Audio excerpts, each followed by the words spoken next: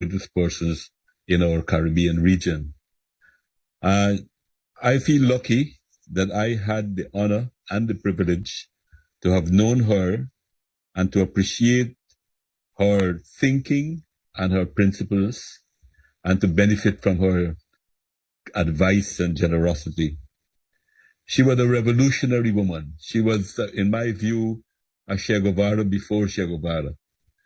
This was a woman who left the most developed country in the world in 1943, and she came to the then British Guyana, which was then one of the poorest countries in the world. And that was 7 years before I was born. I asked her once how she traveled to come to Guyana. And she told me the experience. She traveled from Chicago to Miami, where she took a ship and she went to Trinidad. And from Trinidad, she flew into the Demerara River. We didn't have an airport at the time. She landed in the Demerara River and came out at Proston's Wharf. Can you imagine one of these women living in the United States today, taking such a journey? And it showed, in my view, it showed her great strength, and she demonstrated that in the years ahead. Determination, loyalty, and a doggedness, working with Janet Jagan to establish him first as a professional dentist in the country, and then together working in the politics of Guyana. Both she and Chetty and the early members of the PPP, and even before the PPP, the Political Affairs Committee, were different kind of leaders that the country had never seen before. They didn't get into politics as many people do these days to establish their wealth, to earn money, or anything like that. They were genuinely moved by the social and economic conditions that they witnessed in the country, and they thought that they had a contribution to make to help the people, the poorer people of our country, to emancipate themselves from the kind of oppression that they were under. And that is why they formed first in 1946, together, Chetty and Janet, together with Ashton Chase and Justin Hubbard, an organization called the Political Affairs Committee. And that committee did a fantastic job in a very short period of time in order to raise the political consciousness of the Guyanese people. Nothing much has ever been written about that type of work that they did.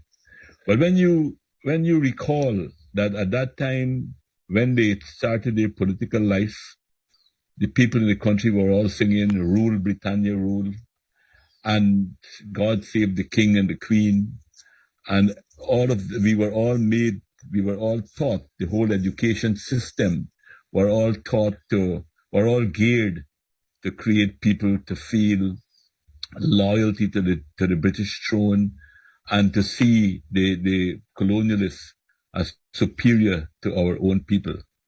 It was this kind of mentality that they had to break through to create the impression among the people of the country that they can be their own liberators.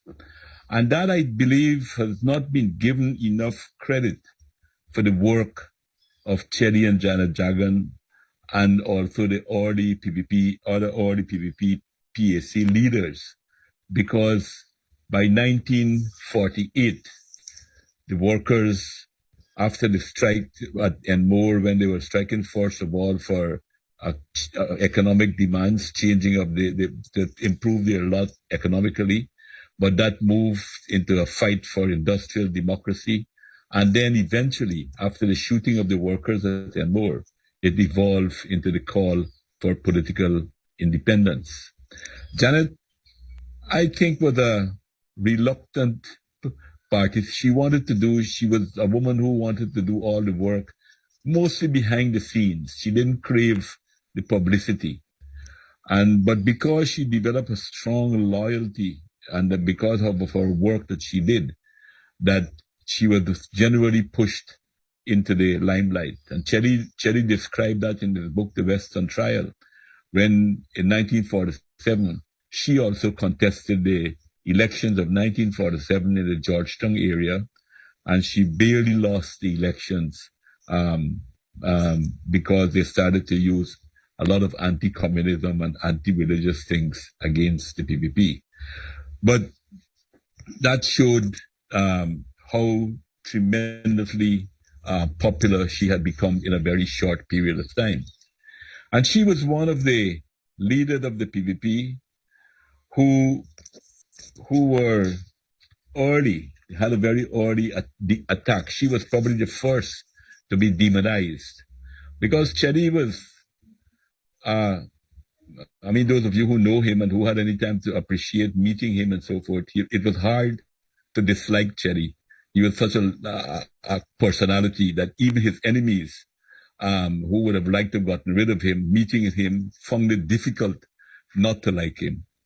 And therefore, the attacks went on Janet to demonize her and to attack her. What was worse for them, because I think one of her early contribution that was unintended was the fact that she was a white woman. And because the colonial mentality had created this impression about the superiority of whites, and in Guyana, the whites kept a certain distance away from the non-white people in the country as a form of domination of their thinking. Janet was very key, and this is something I don't think she has ever been given credit for, to break down those kind of barriers.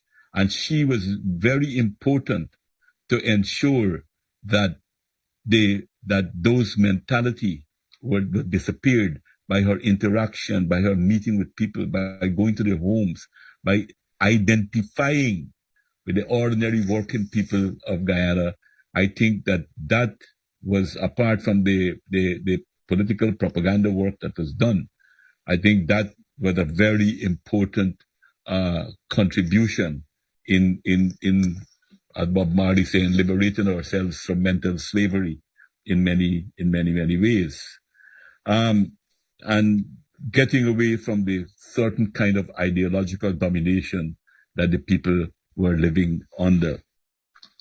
So I think that's a very important contribution. And her popularity in the party in the early period before they engineered racism in the country was tremendous.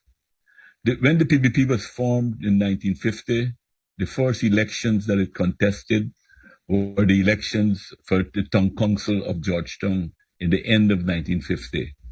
3 candidates the PPP put up: Cherry Jagan, Janet Jagan, Forbes Burnham. Cherry Jagan and Forbes Burnham lost those elections. Janet Jagan was victorious. And she won the election in solid black communities in the Georgetown area, a place they call Working Russ and Wortmanville, solid working class areas. And she became the first, she was a woman of many firsts, and she was the first leader of a political party, general secretary of a political party. And here she was the first woman to be elected to any kind of public office in Georgetown.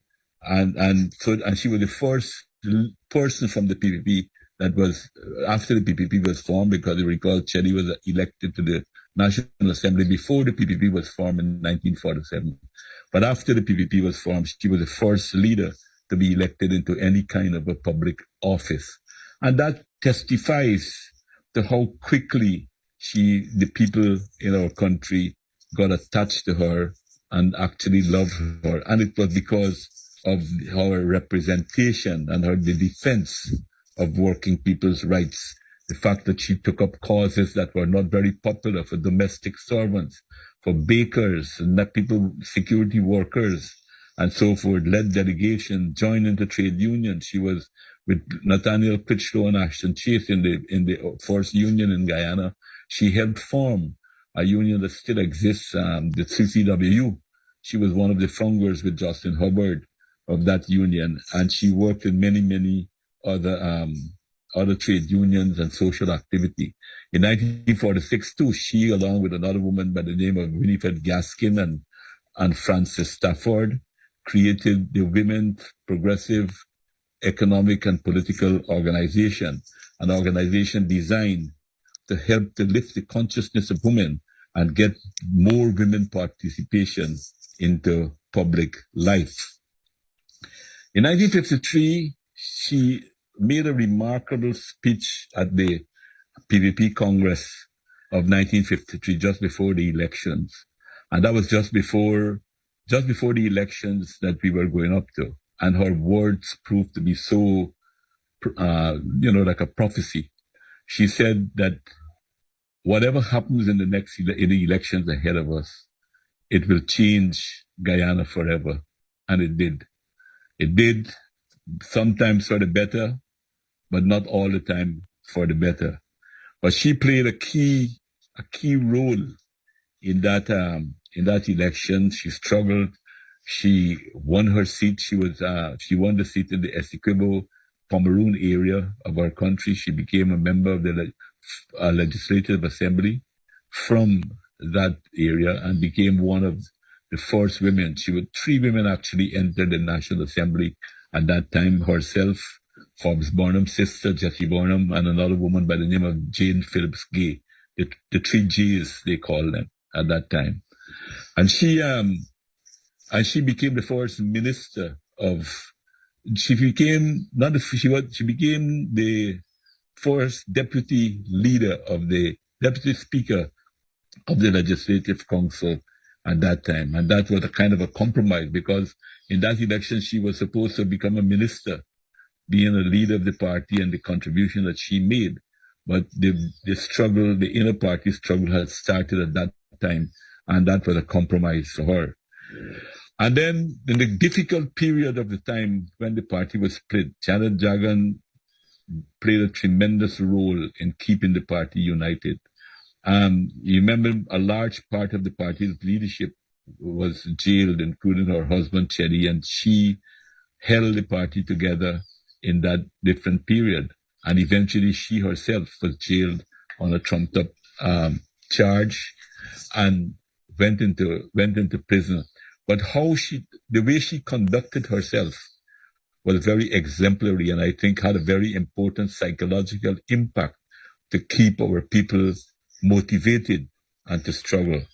There was the famous photograph when she was walking with her hands raised, showing the sign, the three fingers representing the three P's, as she went into prison and staunch, unbowed, determined, and telling the people that this was something that we would win. I think there are many, many achievements that she made that made life very important for us. Our housing policy that we still continue and we're very proud of had its beginning with her when she was the Minister of Labour, Health and Housing. And she eliminated malaria from our country, came back with a vengeance under the PNC government. And she also established, there was a drastic fall in maternal mortality and also child mortality in our country. Generally, everything went up. In the political struggle, in the period of the 60s, she addressed the United Nations Decolonialization Committee on many occasions. In the opposition, she strode like a colossus and not only led as an activist and as a leader of the party, but as exposés that she did in writing about national service, about the army intervention in elections, and several other work that she did. And as she became president of our country at a very difficult time, when Comrade Chetty had passed away, and after the elections and the terrible pressures that she had to undergo, which shows how powerful she was. And I want to just close here, having had to junk my speech, but just to speak a little bit about some personality traits of her. She was a very modest and shy woman, as I said before in the beginning, and she therefore did not seek the limelight, but she was thrust into the limelight in many, many stages because of her tremendous ability, her intellect, her strength, and her hard work. She was a very brave woman. I have seen that myself when the army, in the referendum, she stood between me and an army man gun. And that, in my way, shows how much she was important. She was generous. I remember one time I saw somebody giving her a sad story and she giving them money. And I told her, come Janet, you were being robbed. And she said, I know, but they wouldn't have done it if they didn't need the money. She was very, and of course she was extremely strong. When Cherry passed away, she stood like a rock again. It was a very important period in the history of our country. And she stood and helped us to bridge and pass over that period without any major disruption when such a giant fell. So thank you for listening. My mother had a great love for the arts, which I learned began way back when she was a child of about 11. She told me that she would walk far distances and travel alone on buses to visit the art museums in Chicago and go to the beach. She was instrumental later on, after 1992, in the creation of the Castellani House, which is an art museum in Guyana, and for collecting art for it. My mother was very athletic as a young adult. She was a speed skater and also loved archery, target shooting, and horseback riding. She even saved up money during those years to take flying lessons. But one of her biggest passions was swimming, which she continued to do until the summer of 2008, the last year she spent with us in Canada. When World War II broke out, my mother decided she wanted to help the war effort, so she enrolled in a nursing program in Chicago. She was studying nursing when she met my father, and she told me of her love of surgery, and if she had continued, she would have been a surgical nurse. She gave up this dream when she decided to get married, for in those days you could not be married and be a nurse. My parents got married on August 5th, 1943. This quote by my father gives great insight into who my mother was. And I quote, "My wife Janet influenced me with a deep and abiding faith in caring for the poor, the disadvantaged and the handicapped, the oppressed and the marginalized, and she had a very deep commitment to honesty in politics. As a result, I do not worry about anything. I work together with her very closely. We debate soundly without anything to worry about or anything to hide. She has given me peace of mind." She was one of the founders of the People's Progressive Party, which was formed in 1950. She became its general secretary, edited the party's newspaper, and was the first woman elected to the Georgetown City Council. Following the suspension of the Constitution and the ouster of the PPP, she was sent to jail for 6 months. She quotes about that period of time. She went to jail for 6 months. She wrote about this period, I quote, "Prison was really not that difficult. The food and conditions, of course, were not pleasant, but it was a relief from the hurly-burly of day-to-day life in British Guyana. I loved the hours of peace and quiet and the time to read, although I had to put up a fight to have books after insisting that women like men should have a right to have books. My husband reacted much in the same way when he was in prison. I also did handicrafts, and my stuffed dolls and animals were sold outside," end quote. You can read about this period in our book, Janet Jagan, Unpublished Stories and Poems, which I published in 2010. She wrote many beautiful poems dedicating to my brother and I, freedom fighters of Guyana and the world, and also to children in general. In the last part of the book, there are handwritten notes from her 6 months in prison. I quote one part of it. It says, "10th week, 64 days finished, 6 to 9 more to go, 133 days in all, just the same number of days the PPP held power. I suppose they wanted payment for each day. As you can see from this photo, it shows when they were thrown out after 133 days in power." In 1957, the PPP won the elections again, and she became the Minister of Labor, Health and Housing. This is a photo of them in the legislature. She was the longest serving member of parliament. There are 2 volumes of work that have been published with her speeches made during the years that she was in parliament. Unfortunately, not all of the years have been published so far. In 1961, the PPP won elections again, and this is, I'll quote her, "We, the PPP, attained power by the valid ballot and proved our work by winning in 3 successive elections without benefit of a daily press or foreign finances. We did not attempt to grab power by bloodshed." She became Minister of Home Affairs in 1964. This is, I'll quote my mother here again. "Looking back to the days when I attended Wayne University, I believe my latter involvement in the anti-colonial struggle in the then British Guyana was greatly influenced by 2 factors: the prejudices and discrimination I met as a Jew, and the radicalism I met and participated in at Wayne University were decisive in molding my character into a person who despised discrimination and injustice and joined the long struggle as a freedom fighter in the world oppressed by imperialism and all its tentacles." This is something she wrote in 1949, I think. "With the strength of the sun above us, the strength of the earth beneath us, the strength of the ocean before us, and the strength of the people behind us, our fight for injustice will be won."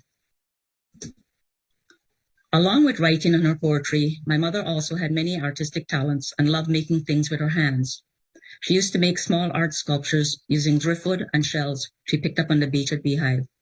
She loved jewelry, and once long ago, she started making copper jewelry.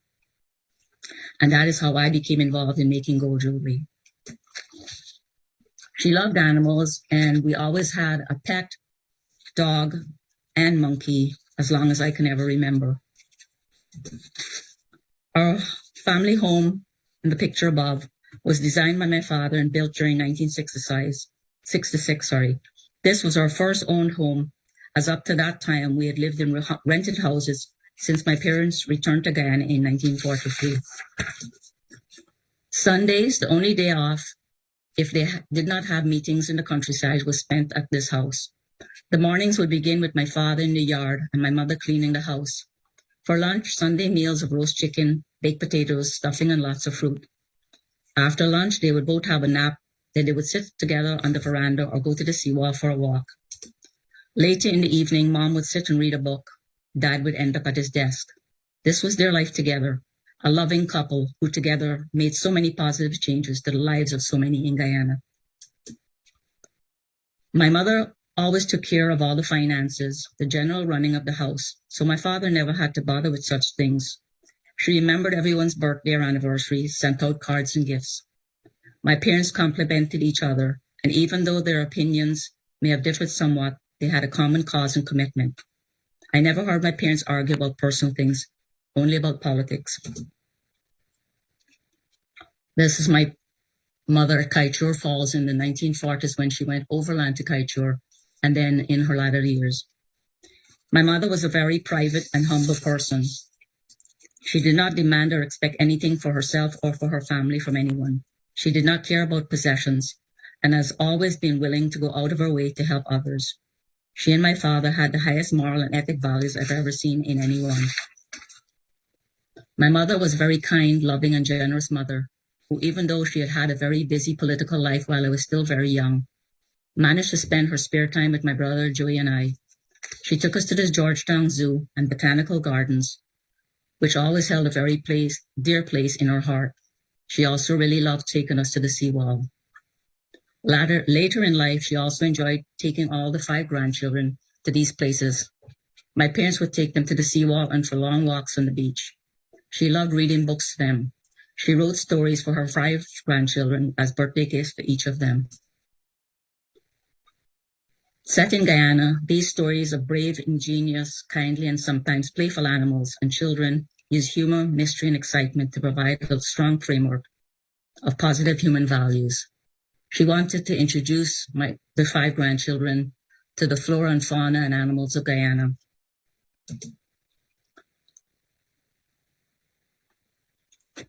I quote from my mother, "Throughout my political career, which began in 1946, I came off and on engaged in journalistic activities and gradually developed into a journalist by experience. During 1950 to 1957, I edited the PPP's official organ, Thunder, a monthly, then a weekly, and later a quarterly. In 1973, and up to the time I became Prime Minister, I wrote for and edited Mirror newspaper, a weekly, a daily, and now bi-weekly, end quote. She was still writing articles every week for the Mirror up until her death. This is a quote by my mother about her father. My mother loved reading, sometimes several books at the same time. I quote, "By taking me to the library when I was a little girl, my father gave me one of the greatest blessings I've ever had, a love of books." After my father passed away, Mom was more vulnerable, being alone and missing my father tremendously. But she carried on with her work as president. You would not know this, but several times as president, she was very ill, sometimes with a very high fever, but she insisted on going on to whatever meeting or function she had to. Even during the last week of her life, when she was in pain and discomfort from a broken shoulder, she attended 2 functions to remember my father. I am happy that over her last years, when Mom was no longer deeply involved in politics, she was able to spend longer periods of time when she visits me and my family. I got to do things with her that in earlier years we could not. I would take her out shopping, especially to the grocery store, where she would spend a long time because the choices were many compared to back home. I also took her to plays and museums in Toronto, out for dinner and just sitting around and talking about life in general. The Janet Jagan Research Center was officially opened on March 22, 2000 to commemorate the 82nd birth anniversary of my father. It is privately run by our family and friends. My mother was instrumental in getting the center set up after my father passed away in 1997. It was dedicated to his memory, to store his personal papers, transcripts, recordings, and videos of his many speeches. In addition, there is a collection of books, magazines, newspapers, and printed documents important to the history of Guyana. Before she passed away, we spoke about renaming the Janet Jagan Research Center in the future and adding her name to it. She refused. She did not want the name changed. After my mother passed away in 2009, the name of the center was not changed, but it has since been dedicated to both my parents. In 1999, I created and have since maintained the Janet Jagan Research Center website. The website is divided into several parts pertaining to my father and my mother. Their biographies, written articles, quotations, tributes, and dedications made to them with a gallery of photos and videos, and links to other websites pertaining to their lives and history of Guyana. Under articles, you will find a selection of important documents written by my parents over the years. This page has a selection of tributes that she has written about my father. On this page, you will find most of the dedications and awards made to my mother over the years. For example, Guyana's Order of Excellence. This is one of my favorite photos of my father presenting my mom with the medal, and also the UNESCO Gandhi Gold Medal. On this page are some of the children's stories she wrote for her 5 grandchildren. The most important addition to the site is the archives page, which was added in 2018 to commemorate my father's 100th birth anniversary. Here are located almost the entire collection of documents written by my parents that have been digitalized and are at the center. There are over 500 documents written by my mother and over 1,900 by my father. There are still many more to digitalize and add to at a later date. It's an ongoing process. We wanted to have all these important documents available for everyone, especially those outside of Guyana. I invite you to visit the Janet Jagan Research Center in Georgetown and our website at jagan.org to find out more about my parents and the history of Guyana. It is my hope that through all these methods, the center, the website, reading their books, and meetings such as this one, more people around the world will come to know about these great but humble people, my parents, who have made such an impact.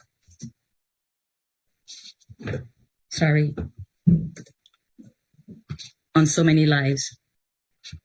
Before I go, I'd just like to say, as I mentioned, we're a not-for-profit organization, and if anybody would like to make a donation, they can go to the website and there's an address there, and we would really, really appreciate it. Again, I would like to thank you all for joining us today to pay homage and show your love and for remembering my dearest mother, the mother of the nation, Janet Jagan. Thank you. Janet Jagan, freedom fighter of Guyana. And in a quote that Nadira has also read, she called herself a freedom writer. What I'm trying to write is a biography that places her as a unique and pioneering woman in her time. And the question that I asked, and which I actually have been pondering on as all of us, is why would someone give up a life, living in a developed country, to devote herself to a society that she adopted as her own? How do we understand the imperatives that drove her? And how do we make sense of the multiple contributions that she made, not just as a political activist and as a governing politician, but as an editor, cultural advocate, and writer, and we know mother and friend to many. Each generation throws up leaders, villains, heroines, and heroes that the age requires. We have only to look at the current world crisis in the Ukraine to read the script writ large. We have to place both Janet and Chetty into the moment of the 20th century history, the US muscling into power, Britain still trying to hold on to its rapidly fading empire, and the rise of another ideology of state governance influenced originally by the works of Karl Marx. And all of this was a tendency that was threatening to the West.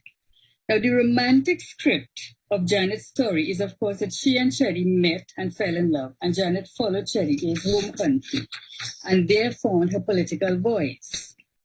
I probed this script further, and this is in the initial chapters, further by asking again the question, why would a young woman have left America to live in the still underdeveloped backwater of British Guyana? As a backstory for those of you who don't know the history, she was born, Janet Rosenberg, to Jewish American parents. Her grandparents and great-grandparents on both maternal and paternal side had roots variously in Hungary, Germany, and Poland. She was born in 1920 in the city of Chicago and grew up there until age 15, just finishing high school in 1935, when her family moved to Detroit. She continued her tertiary education studying social sciences and mathematics and science.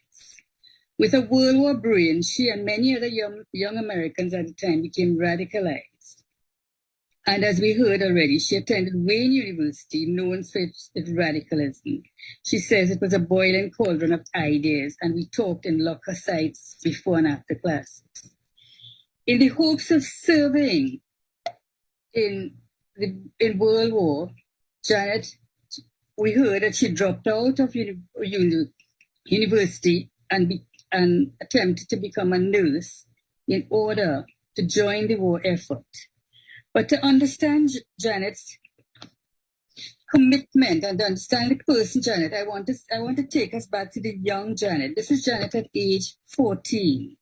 We heard already that she used to make these trips to the museum, library. She was an avid reader. We know that she kept, as Nadira has shared with me, lists of books that she's read, and her diaries are very complex in that way. But in 1934, she's made a junior citizen of Chicago for promoting attendance to the famous Century of Progress exhibition. And Judy Flanders describes the disciplined orderliness of her room when she comes to visit as a young girl. So what we have is a Janet who, as a very young child, is already a very disciplined, ordered woman who knows what she's doing. And it's, as she said in that film just now, she's afraid of nothing. She's willing to try everything. So, in a sense, despite her whiteness and foreignness, she's already predisposed. And this is the point that I want to actually focus on here. She was already predisposed to a confirmed sense of equality between the races and militant on behalf of the working class. I want to show you this because Nadira has already read this script, and I won't read it again. But this is how she says it in retrospect. But I want you just to look at a paper that Janet writes. Sorry, I have to plug on my computer. It seems to have. Right, sorry. Yeah. This is a paper that Janet writes in 1942. This is the name of the paper, The Psychology of Race Prejudice. This was written in 1942. And she says in this, she argues that some authors believe that the prejudices between the different races, particularly white and black, are instinctive. They claim that whites dislike living side by side with black and they resent intermarriage. This instinct is based on physical differences, etc. She thinks about race. She thinks about it fundamentally, the cause of the fear. She traces it to economic and social and political reasons for that. The fear that her race might be threatened by its disappearance.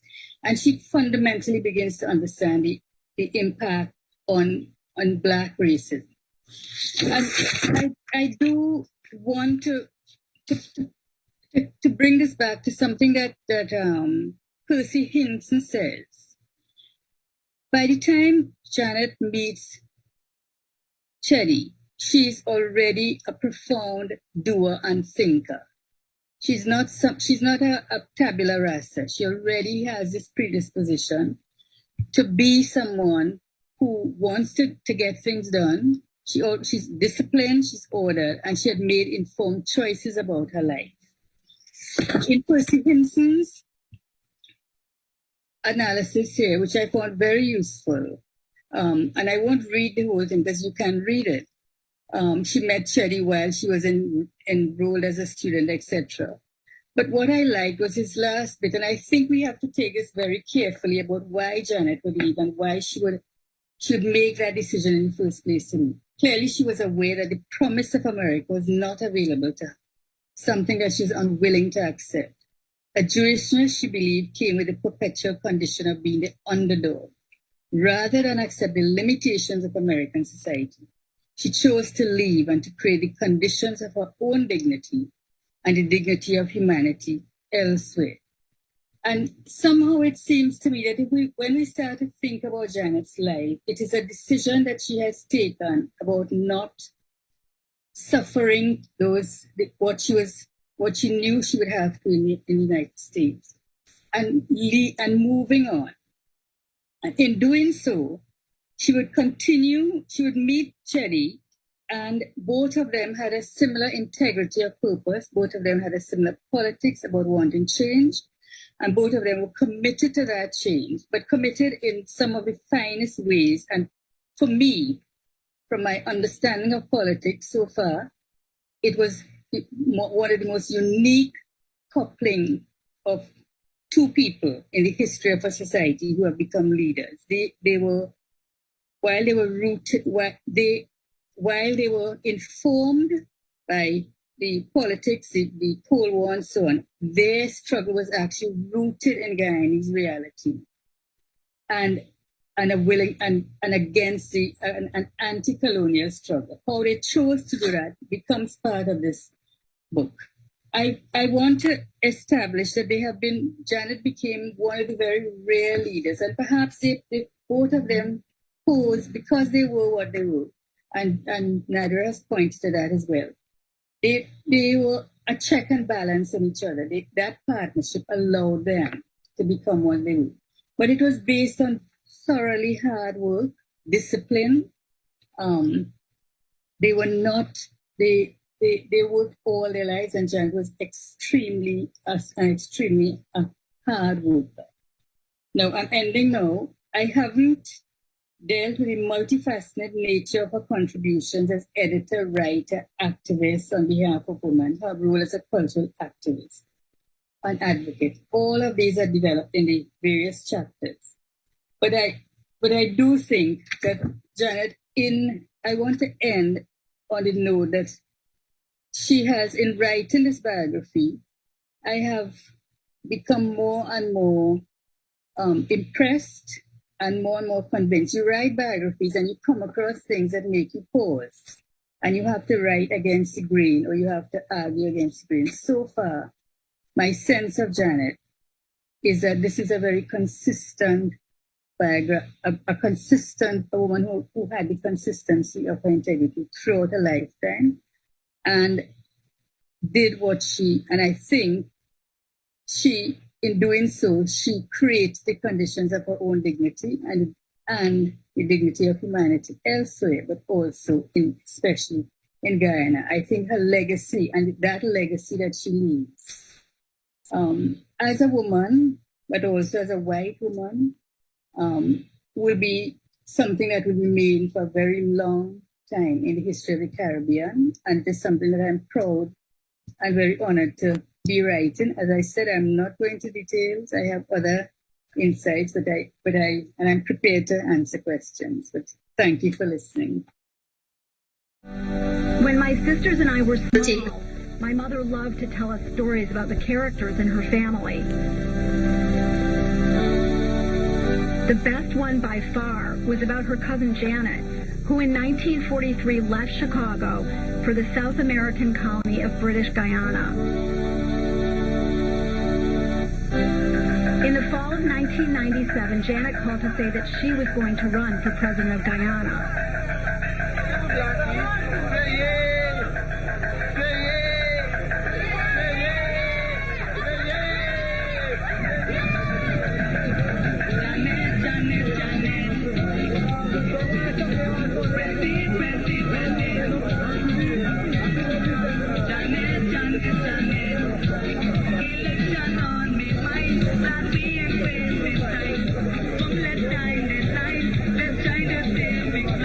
What had happened to her during the intervening 54 years?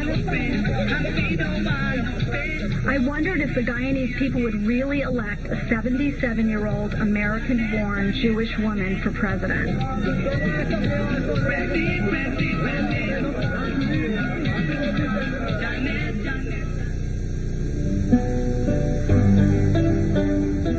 Janet grew up down the block from my mother in a typical middle-class Jewish neighborhood on the south side of Chicago. But Janet wasn't a typical Jewish girl. My earliest memories of Janet is just being enraptured by her. She was very beautiful and very athletic. She always did so many different things. Horseback riding, swimming, nursing. She was swimming. She could have been in the Olympics in 1936 Olympics. I used to take my allowance and spend it on flying lessons. Then when my parents found out, they were very angry at me for flying without telling them and all that. She was gorgeous, and she must have had all this adulation that anybody that beautiful would have. I know she had a lot of boyfriends when she was growing up. But I don't think it mattered to her. That's my mother. 1914. She was a good-looking woman. She was a very handsome woman. What was she like as a mother? Oh, very good mother. Except on Saturdays when she played mahjong. Every Saturday afternoon. We couldn't do anything. We had to leave her alone with her friends. But no, she was a very good mother. Her father changed his name from Rosenberg to Roberts to get work in sales or something because he was Jewish and he couldn't get a job. I always remember the horror or shock. I think 3 or 4 of us were very close buddies. And once they started talking about Jews, and I couldn't believe it. I said, but I'm Jewish. And they said, what? And to show that, in other words, to be a Jew was something horrible. Janet went to Wayne University, which was at that time a very radical university, and supposedly that's when she joined all the radical groups. While at Wayne State University, Janet got involved in left-wing politics. Soon after that, she met a man who would change the course of her life, a Guyanese student of Indian descent named Janet Jagan. We used to go to movies and things, talk, and he introduced me to his friends. I remember they had, at the University of Chicago, International House, I think it was called, and he took me there once or twice to dances. I remember that. My uncle Adolf, who was very Republican, used to say, don't ever go to International House. It's filled with communists. And as I say, we liked one another, and eventually got married. Very much against my family's good wishes. They didn't like it at all. Well, her parents were very upset about him. Very, very upset. Because they considered him black. I mean, it was a racist sort of a situation. It was shocking to them. It was a shocking thing she did. Particularly my parents were dead against it. I suppose for many reasons. One, marrying a foreigner, marrying a person who wasn't white, marrying a person who wasn't Jewish. My grandmother, I think she had a stroke from it. I don't know. And my other aunts who were conservative were afraid to talk to them. By that time, they were Marxists. They were both, Janet were Marxists. And so politically, they were afraid to talk to them. Racially, they were afraid to talk to them. They didn't want to have anything to do with them. Janet's father was so upset, he threatened to shoot Chetty on sight. In 1943, Chetty and Janet left for British Guyana. When she left, my Uncle Charlie said she'll be back in a year. She never came back.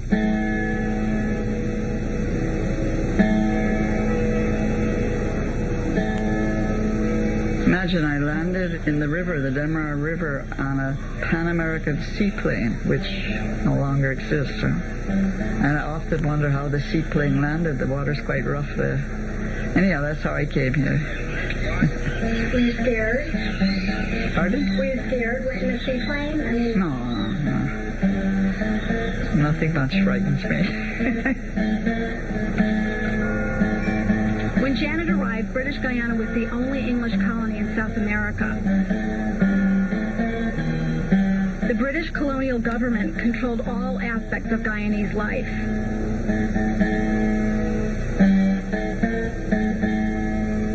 The British profited from the rich resources of the colony.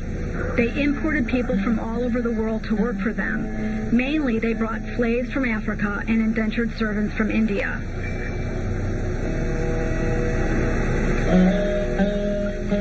Chetty took Janet to meet his parents, who lived and worked on a sugar plantation.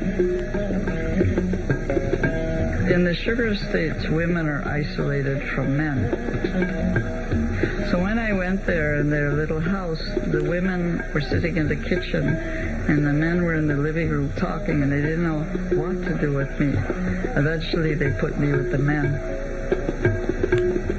My presence probably upset a lot of the relationships because the white people in the States were the elite and totally protected, and people just couldn't go and talk to them or anything like that. And here was I in the estate. Created a lot of waves, you know. Are there any special challenges given that if made president, you would be the first white president, or the first woman president? I don't know if people see white when they look at me, except, well, you know, the die-hard politicians. But maybe I'm living in a dream world, I don't know. But I don't feel anything like being a minority. I must seem odd, more to outsiders. You know, but I've been around so long. You know, 54 years is a long time. In the 1997 election, Guyanese of all races turned out in record numbers to exercise their right to vote.